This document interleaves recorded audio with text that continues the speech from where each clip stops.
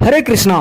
दोस्तों, क्या आपने कभी ये सोचा है कि मनुष्य की मृत्यु होने के बाद अर्थात शरीर छोड़ने के बाद आत्मा कहाँ जाती है और उसे नया शरीर किस योनि में मिलता है? दोस्तों, यह आपके ऊपर निर्भर करता है कि आप अगला जन्म किस योनि में पाना चाहते हैं।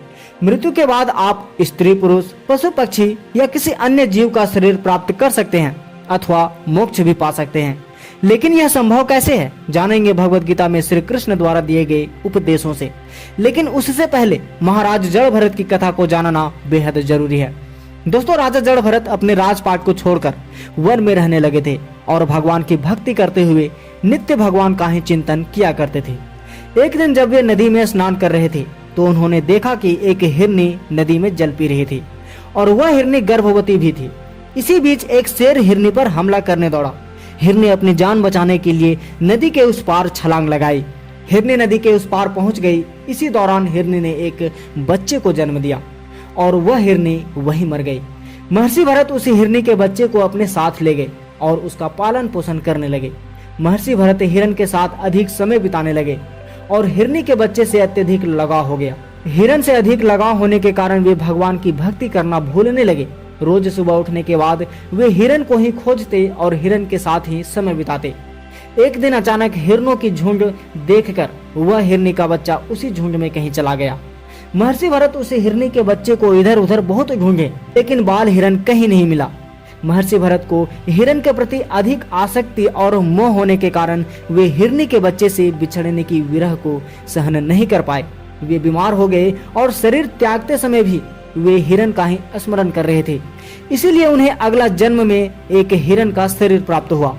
दोस्तों, हमें महर्षि जड़ भरत की इस कथा से यह शिक्षा मिलती है कि यदि हम जीवन भर भक्ति करते हैं लेकिन अंत समय आने पर भगवान को भूल जाते हैं और हम इस भौतिक संसार के मोह माया में फंस जाते हैं तो हमें मोक्ष की प्राप्ति नहीं होगी और जन्म मृत्यु का चक्कर काटते रहेंगे।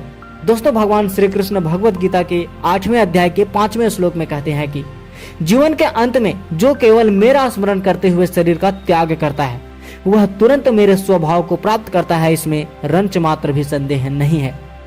अतः हमें शरीर का त्याग करते समय भगवान का ही स्मरण करना चाहिए, जिससे हम जन्म मृत्यु के चक्र से मुक्ति पा सकते हैं और सदा के लिए भगवान के धाम जा सकते हैं। दोस्तों, आगे श्री कृष्ण भगवत गीता के 8वें अध्याय के 6ठे श्लोक में कहते हैं, शरीर त्यागते समय मनुष्य जिस जिस भाव का स्मरण करता है वह उस भाव को निश्चित रूप से प्राप्त होता है। अर्थात हम मृत्यु के समय जिस जीव का स्मरण करेंगे हमें अगला शरीर उसी के अनुसार प्राप्त होगा।